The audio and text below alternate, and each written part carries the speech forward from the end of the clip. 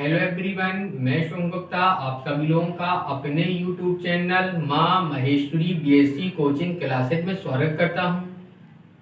ये हमारा CFT topic में पार्ट दूसरा या लेक्चर दूसरा है और इसके पहले हमने CFT topic crystal field theory या क्रिस्टल क्षेत्र सिद्धांत में इसके पहले पार्ट या पहले लेक्चर में पूरा सीएफटी बेसिक रूप में एक्सप्लेन किया था कि सीएफटी क्या होता है, इसकी शुरुआत कहाँ से हुई, इसका आधार क्या होता है, इसका संबंध किससे होता है, सीएफटी किन साइंटिस्ट ने दिया है और सीएफटी जो लिमिटेशन या फिर जो कमियां जो होती हैं कुछ भी जितनी, वो आज हम इस पार्ट में बताने वाले हैं। सीएफटी के बारे में यदि पहला लेक्चर या पहला पार्ट आप लोगों ने नहीं देखा तो पहले उसे देख लें, ताकि जब पूरा सीएफटी का बेस क्लियर होगा तभी हम उसकी लिमिटेशन जान पाएंगे। इसके अलावा हमने सीएफटी को संकुल यौगिक के द्वारा पूरा डिफाइन किया था कि हमने अपनी वीडियो में पूरा संकुल यौगिक के बारे में बताया था कि संकुल यौगिक ही क्या होता है, किस प्रकार इसका बनना है और किस प्रकार संकुल यौगिक का निर्माण होता है और इसमें क्या संकुल यौगिक में कौन कौन से चरण होते हैं या फिर संकुल यौगिक में का निर्माण किस प्रकार होता है। जब पूरा संकुल यौगिक हम का बेस हमने आप लोगों को उसमें बताया था, क्योंकि सीएफटी में संकुल यौगिक का बनना बताया गया और संकुल यौगिक के कुछ पॉइंटों को सीएफटी में एक्सप्लेन किया गया। यदि हम संकुल यौगिक का पूरी तरह बनना समझ जाएं, पूरी तरह हमें संकुल यौगिक का बनना पता हो, हमें यदि संकुल यौगिक के बारे में पूरी इंफॉर्मेशन पता हो, जानकारी, तो हम सीएफटी को आसानी से क्लियर कर सकते हैं या फिर जो पॉइंट कॉम्प्लेक्स कंपाउंड संकुल यौगिक के सीएफटी ने बताए उन्हें आसानी से हम जान सकते हैं और सीएफटी हम क्लियर कर सकते हैं। तो हमने संकुल यौगिक के आधार पर सीएफटी को अपने लेक्चर फर्स्ट में एक्सप्लेन किया था। आज हम सीएफटी की लिमिटेशन बताने जा रहे हैं। उसके पहले 1 मिनट में यदि हम सीएफटी को रिवीजन कर दें, सीएफटी में क्या कैसा होता है, तो सीएफटी में जो पूरा फुल फॉर्म होगा, तो सी का यहाँ मीन्स होता है क्रिस्टल, एफ मीन्स होता है फील्ड और टी मीन्स थ्योरी। क्योंकि ये शॉर्ट में लिखा है और शॉर्ट में साथ जब हम इसका फुल फॉर्म नहीं जानेंगे तो ये नहीं पता होगा सीएफटी का संबंध किससे है, सीएफटी में बताया किसके बारे में गया है और सीएफटी का जब मतलब ही नहीं पता होगा हम इसका, तो ये हमें इसमें क्या पढ़ना है, तो इसकी तब तक हम इसके बारे में कुछ जान ही नहीं पाएंगे। तो सीएफटी का full form crystal field theory, crystal क्षेत्र सिद्धांत होता है। सीएफटी का संबंध कॉम्प्लेक्स कंपाउंड संकुल यौगिक से होता है। सीएफटी की यदि बात की जाए तो सीएफटी थ्योरी सबसे पहले सन 1929 में साइंटिस्ट एच ब्रेरी ने दी थी। फिर इसके बाद इस थ्योरी का डेवलपमेंट विकास सन 1932 में साइंटिस्ट आई वैन ब्लैक ने किया और साइंटिस्ट आई वैन ब्लैक में सीएफटी में और भी नई जानकारियां जोड़ी तथा सीएफटी में जो धातु और लिगैंड के मध्य बंध बनता है वो पूरी तरह उपसंयोजक बंध के तरह ही बनता है और लगभग उसी प्रकार का होता है, लेकिन कुछ बिंदुओं में ये उससे अलग होता है। इसलिए इस बंध को साइंटिस्टों ने उपसंयोजक बंध न कहकर मेटल लिगेंड बॉन्ड कहा है। हमने अपनी वीडियो में इसे उपसंयोजक बॉन्ड के हिसाब से डिफाइन किया, फिर हमने बताया था कि इसे मेटल लिगेंड बॉन्ड, धातु लिगेंड बंध एक नया नाम दिया गया है तथा ये चूंकि एक नए प्रकार का बंध है, बेसिक रूप में 3 प्रकार के बॉन्ड होते हैं, आयनिक, सहसंयोजी और उपसहसंयोजी। तो सन 1952 में साइंटिस्ट ऑर्गल ने सीएफटी थ्योरी के द्वारा इस मेटल लिगेंड बंध की प्रकृति को एक्सप्लेन किया है ना, इसकी बंध की प्रकृति को एक्सप्लेन किया और किसने, साइंटिस्ट ऑर्गल ने। यदि सीएफटी में देखें तो कौन कौन पॉइंट सीएफटी ने संकुल यौगिक के बारे में बताए हैं, तो संकुल यौगिक के बारे में पूरी बेसिक जानकारी हमने अपनी वीडियो लेक्चर फर्स्ट में बताए थे। आज के बाद हम रिवीजन रूप में सीएफटी के वो पॉइंट बताएंगे जल्दी थोड़ा स्पीड से, जो संकुल यौगिक संबंधित सीएफटी ने बताए थे। पहला कि सीएफटी में जो सीएफटी के अनुसार जो संकुल यौगिक बनता है या संकुल यौगिक में एक धातु आयन होता है जो अपनी धनात्मक ऑक्सीकरण अवस्था में होता है, और धातु वे होते हैं जो इलेक्ट्रॉन ग्रहण करते हैं। नंबर दूसरा, इन धातु आयनों से जिन्हें हम क्षार बोल दे या फिर अधातु बोल दे, पियर्सन ने इन्हें क्षार नाम दिया था और लिगेंड नाम दिया है। ये अधातु वे होते हैं जो एकाकी इलेक्ट्रॉन युग्म देते हैं या इलेक्ट्रॉन युग्म देते हैं। ये लिगेंड के रूप में होते हैं और एकाकी इलेक्ट्रॉन युग्म देकर धातु आयन से एक बॉन्ड बना देते हैं जो पूरी तरह उपसंयोजक के समान ही होता है, लेकिन उसमें थोड़ा सा अंतर होने के कारण इस बॉन्ड को मेटल लिगेंड बॉन्ड कहा गया। अगला पॉइंट, सीएफटी में मेटल और लिगेंड के मध्य बने बंध को हम मेटल लिगेंड बॉन्ड कहते हैं, जो उपसंयोजक बंध के समान ही होता है और ये आयनिक प्रकृति का होता है। अर्थात सहसंयोजी बंध भी आयनिक हो सकता है होता है, उसमें आयनिक लक्षण पाए जाते हैं। उपसंयोजी बॉन्ड जिसे मेटल लिगेंड बॉन्ड बोला जाए, इसकी आयनिक प्रकृति को महत्व दिया गया है, जो कहीं ना कहीं इसकी लिमिटेशन भी है। अगले पॉइंट में आए तो जो मेटल होता है सीएफटी के अनुसार या फिर संकुल यौगिक में, तो हमेशा मेटल आयन एक ही होता है तथा लिगेंड दो से एक से अधिक कई हो सकते हैं। और जितने भी लिगेंड होते हैं तो उनमें लिगेंड भी दो प्रकार के होंगे। वो लिगेंड जिन्होंने मेटल लिगेंड बॉन्ड बनाने में भाग लिया होगा, और इसके अलावा अदर लिगेंड भी होंगे जो इस बॉन्ड बनाने में भाग नहीं लेते। अगला पॉइंट आ जाए, ये दो से तीन, तीन पॉइंट भी होगा। चौथा पॉइंट क्या हो जाएंगे कि ये मेटल लिगेंड बंध बनाने में लिगेंड क्या करता है, एकाकी इलेक्ट्रॉन युग्म धातु परमाणु को देता है, तथा जितने भी लिगेंड जुड़े होते हैं उनमें से प्रत्येक लिगेंड यानी एक लिगेंड केवल एक लोन पेयर ही मेटल को देता है, और जितने भी लिगेंड होंगे तो उतने लोन पेयर मेटल आयन को दिए जाएंगे।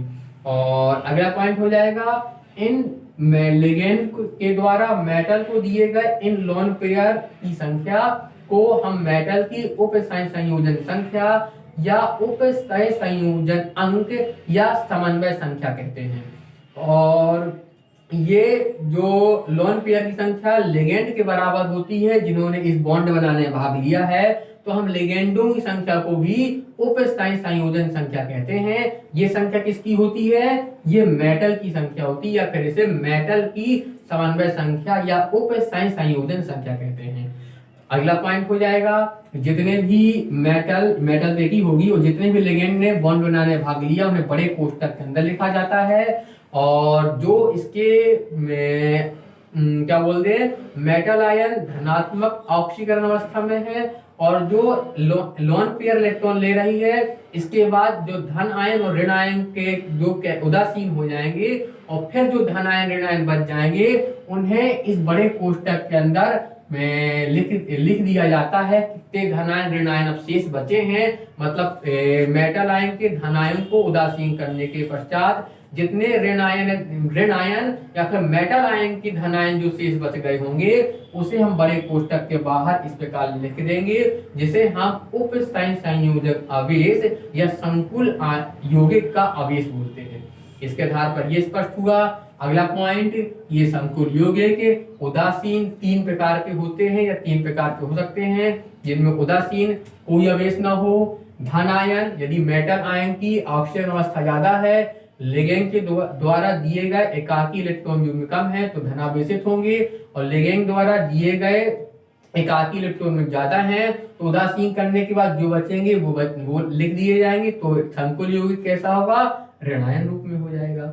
इसका अगला पॉइंट क्या है कि जब संकुल यौगिक का निर्माण हो जाएगा तो ये संकुल यौगिक अन्य किसी यौगिक से भी क्रिया कर अन्य किसी यौगिक से ये संकीर्ण यौगिक अन्य किसी धातु से क्रिया करके नए यौगिक बना सकता है या बना लेता है, या किसी अन्य लिगेंड से क्रिया करके भी नए यौगिक बना लेते हैं।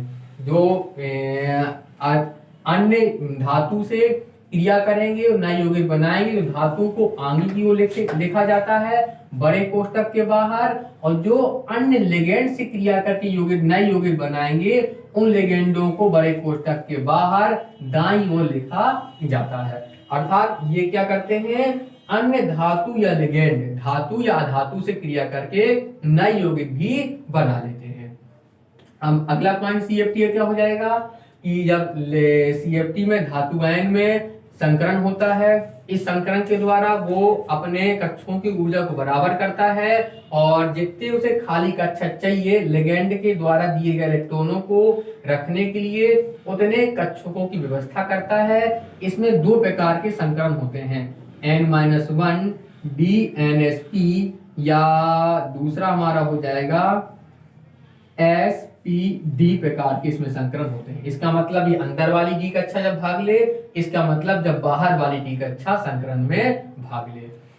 अगला क्या हो जाएगा पॉइंट इसमें कि संकुल यौगिकों की जो उप संयोजन संख्या होती है इसके आधार पर या इससे कितने लिगेंड इस बॉन्ड में बनाने में जुड़े हुए हैं उसके आधार पर संकरण का प्रकार बता सकते हैं, या संकरण कौन होता है ये बताया जा सकता है, और संकरण के आधार पर इसकी ज्यामिति निर्धारित की जाती है, और अलग अलग संकरण के आधार पर संकुल यौगिक की ज्यामिति अलग अलग होती है।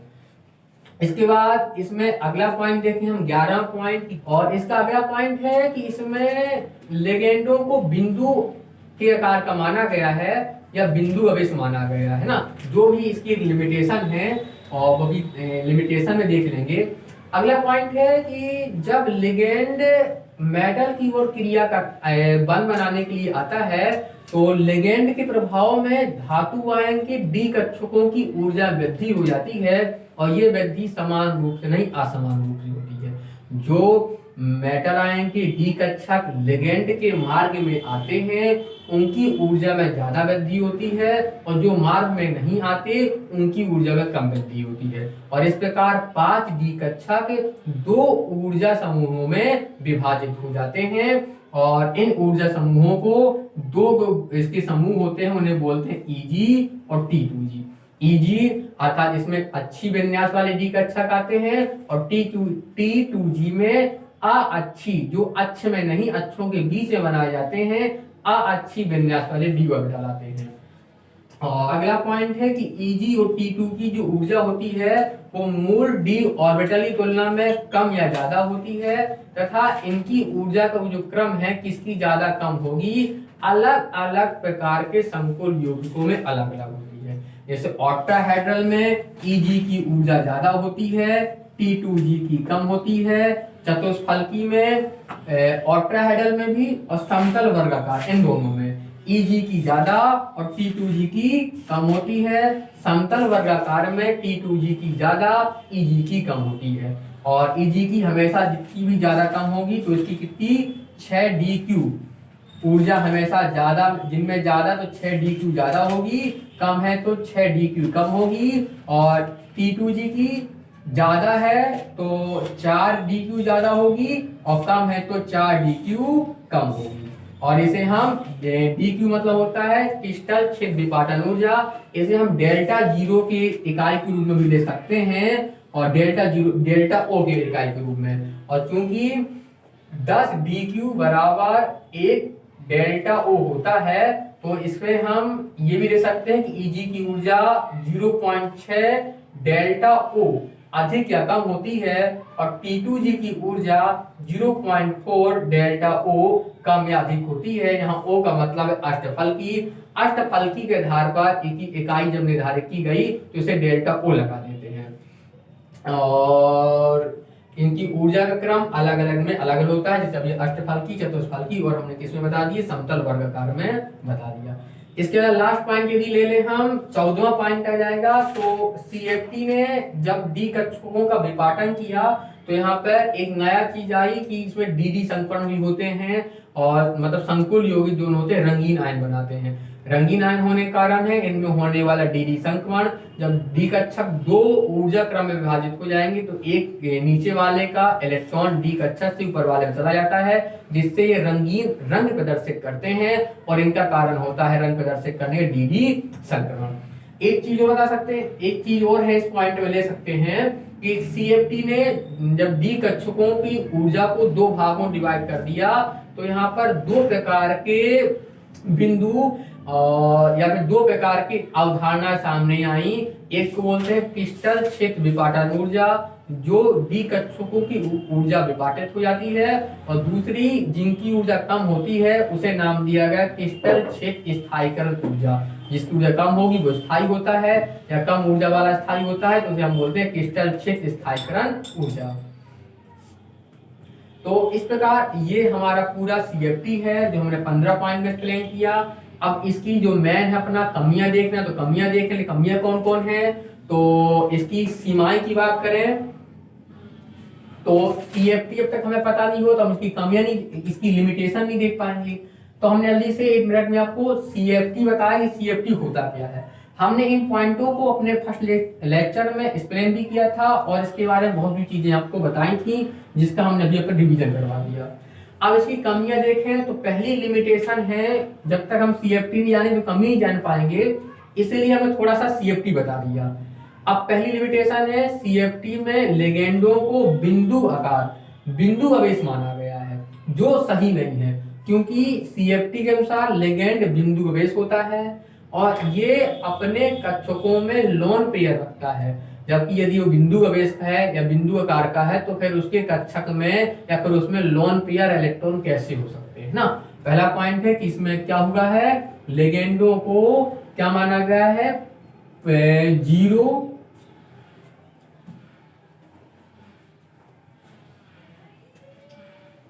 नहीं पॉइंट चार्ज माना गया, बिंदु आवेश माना गया है। लेकिन सीएफटी के अनुसार ये लोन पेयर भी रखता है तो इसे बिंदु आवेश मानना सही नहीं है, उचित नहीं है। नंबर दूसरा है सीएफटी मेटल आयन के या केवल किसके बारे में बताता है, हमें डी ऑर्बिटल के बारे में बताता है, डी कक्षक के बारे में बताता है। इसमें एस कक्षक पी कक्षक के बारे में कुछ भी नहीं बताया गया है। अगला क्या है, इसके सिद्धांत के अनुसार लिगेंड मेटल आयन को एकाकी इलेक्ट्रॉन युग्म, इस सिद्धांत के अनुसार लिगेंड मेटल आयन को एकाकी इलेक्ट्रॉन युग्म देता है, लोन पेयर देता है। लेकिन लोन पेयर देने के साथ इसमें पाई बंध के बनने के बारे में कुछ भी नहीं बताया गया है, या इसमें पाई बंध का बनना नहीं बताया गया है। अगला पॉइंट सीएफटी जो कमी के रूप में है तो इसमें यह है कि लिगेंड की जो शक्ति होती है वो भी अलग अलग होती है। कुछ लिगेंड दुर्बल क्षेत्र लिगेंड होते हैं, कुछ प्रबल लिगेंड होते हैं। तो इसमें लिगेंडों की अपेक्षित शक्ति के बारे में कुछ नहीं बताया गया है कि लिगेंड जब अलग अलग प्रकार अलग अलग उनकी शक्ति होती है तो दुर्बल लिगेंड और प्रबल लिगेंड के आधार पर सीएफटी में प्रबल लिगेंड और दुर्बल लिगेंड इनके महत्व को या फिर इनके बारे में कुछ भी व्याख्या नहीं की गई है। हमारी कितनी 4 लिमिटेशन हो गई।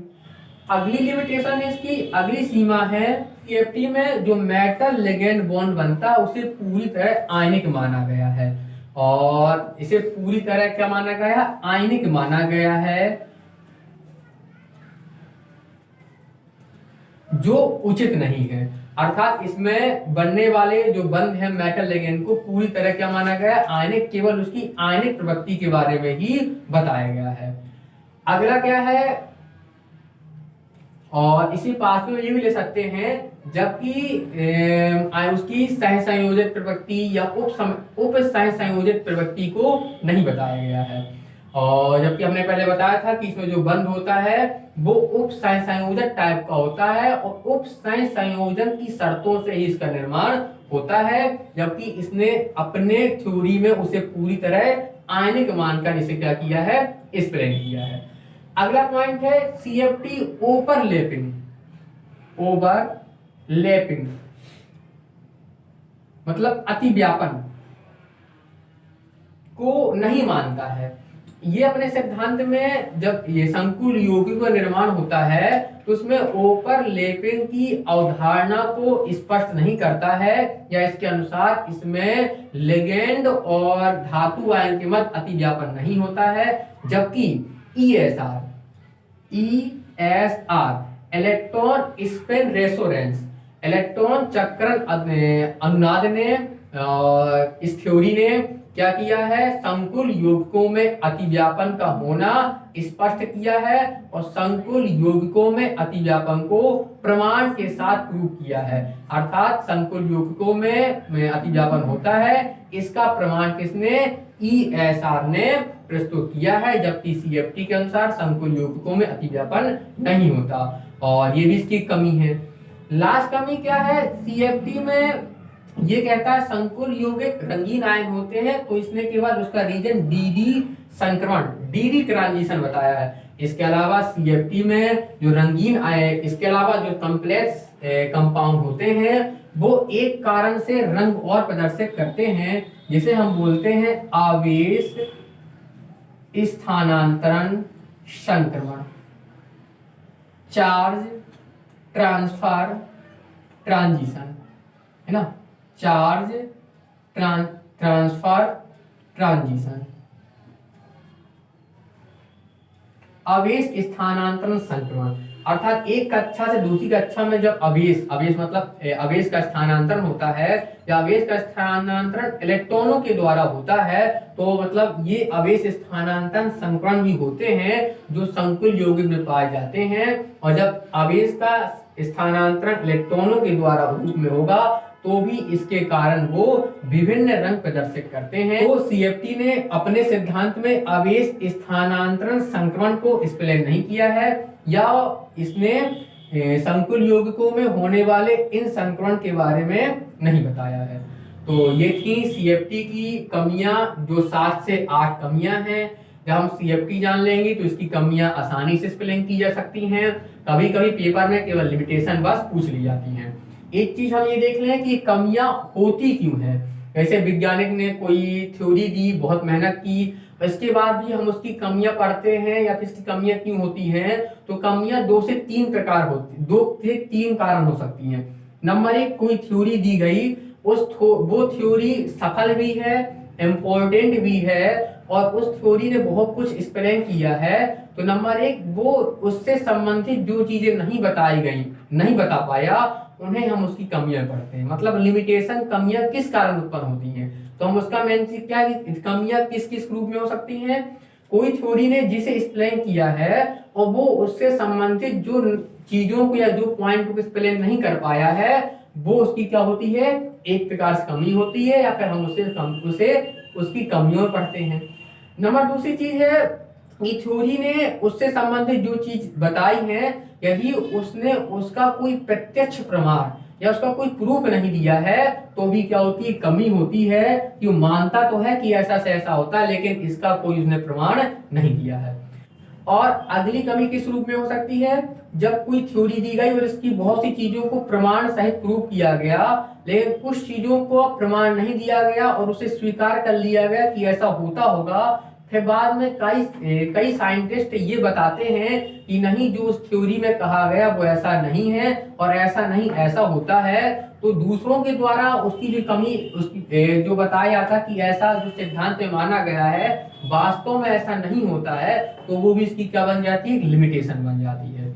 और लास्ट लिमिटेशन किस रूप में होती है कि कई बार हमारा थ्योरी सिद्धांत हर प्रकार सही है, उसके प्रमाण भी हैं, लेकिन कुछ ऐसे यौगिक भी होते हैं जो वास्तव में अपना अस्तित्व रखते हैं। यदि अस्तित्व नहीं है तो उनकी बारे में गणना नहीं की जाएगी।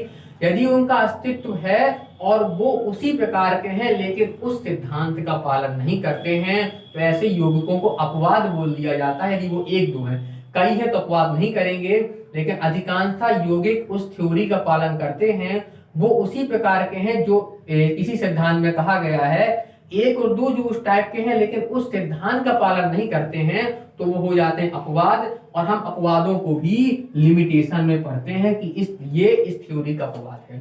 तो लिमिटेशन 4 से 5 पॉइंटों में कुछ और पॉइंट भी हो सकते हैं कि इस पॉइंट से किसी भी थ्योरी की लिमिटेशन आती है।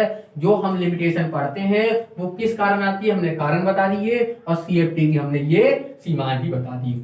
और इस प्रकार हमारा सीएफटी टॉपिक यहाँ कंप्लीट होता है, इसका लेक्चर 2 कंप्लीट होता है। इसका एक टॉपिक और है सीएफटी संबंधित, जो है सीएफटी की एप्लीकेशन, है ना। जब हम इसके बारे में वीडियो बनाएंगे तो उसे एक अलग लेक्चर में डिफाइन कर देंगे लिमिटेशन।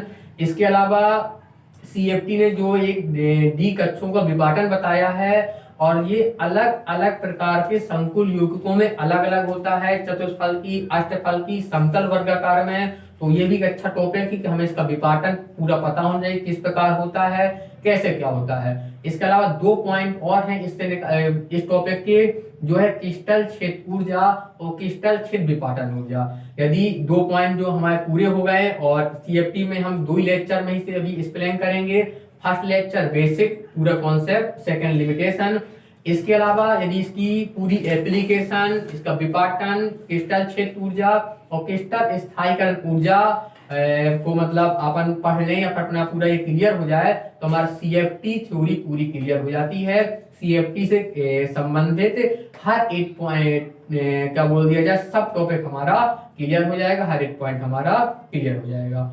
और आज की वीडियो में बस इतना ही। यदि आप लोगों को वीडियो अच्छी लगी हो तो उसे लाइक कीजिए, अपने दोस्तों में शेयर कर दीजिए, ताकि सभी लोगों को इसका लाभ मिल सके। और आज की वीडियो में बस इतना ही। इसके बाद मिलते हैं आप लोगों से नेक्स्ट वीडियो में। तब तक के लिए नमस्ते, जय हिंद।